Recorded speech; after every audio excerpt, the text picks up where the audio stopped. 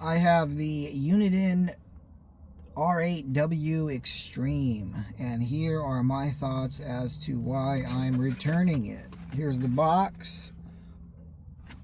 Originally, the reason why I picked up this device was because one of my buddies had it, and I had just heard about them.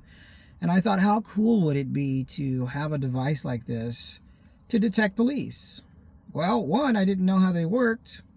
Two, I quickly realized it, and three, it's going back to the store. So I'll explain why.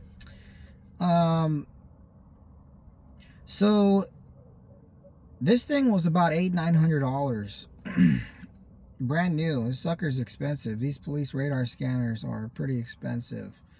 The way that these work is if the police vehicle has their radar detector on, then this will pick up that signal. But if the radar detector is off, like a majority of them are off, it will not pick up the signal, and you will see cops flying by you. You will see cops left and right, and it doesn't pick them up.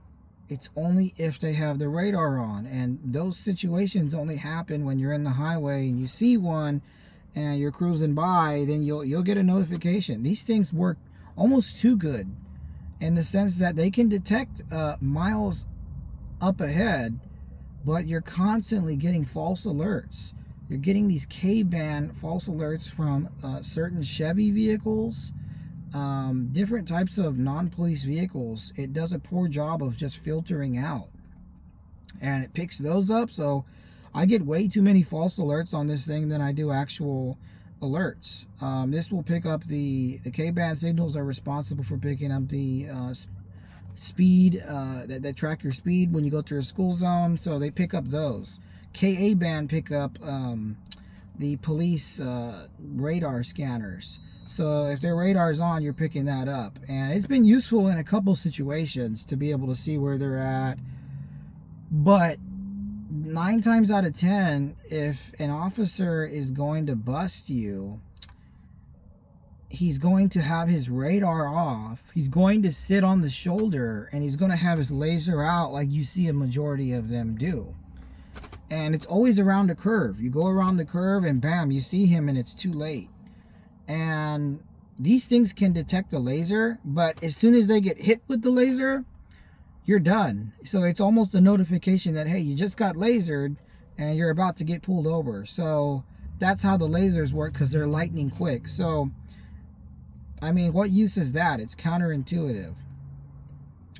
These devices even encourage speeding, because you have a powerful device like this, you think you know how it works and you don't, and you're out there speeding because you know, oh, I'm not going to get caught. I got a device like this. A majority of people with devices like this I see, they're speeding. I got a buddy, he speeds too, and he has a device. But I don't think he understands how it works either. But, well, he'll find out quickly that if the radar's off and the laser's out, you're done. I've seen plenty of... Highway Patrol are not stupid.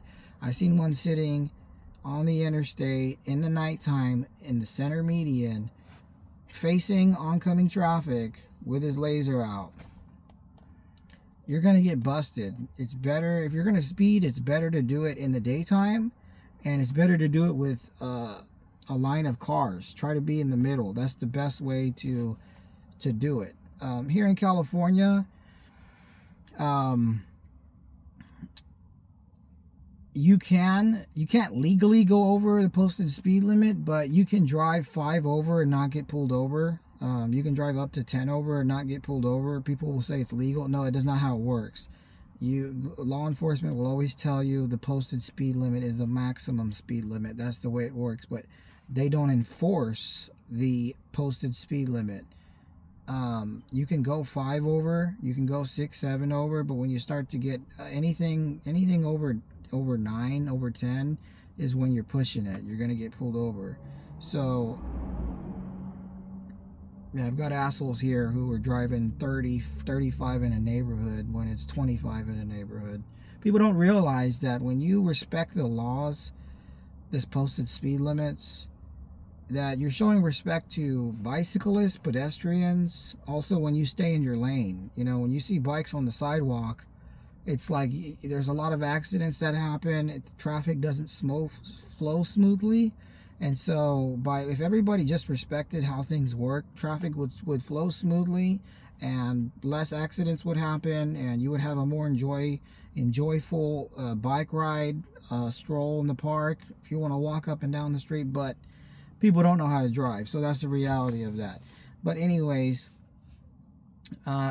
devices like this are counterintuitive because you think you're not going to get caught speeding, and you find yourself speeding. So in matter of fact, they encourage speeding. You got a powerful device like this, you're going to speed. I found myself numerous times speeding with it, but it's dumb, and this is why it's going back to the store. I know I'm going to tickle a couple feathers with this because there's a lot of people that love these things, but they're really dumb. You know, if I'm paying $800-900, this thing better be a flying carpet. It better work, you know. But I'm getting too many false alerts. I shouldn't have to go in here and play with all the settings. This should come straight out the box if I'm paying almost $1,000 for a device like this. Uninden, shame on you. Shame on you.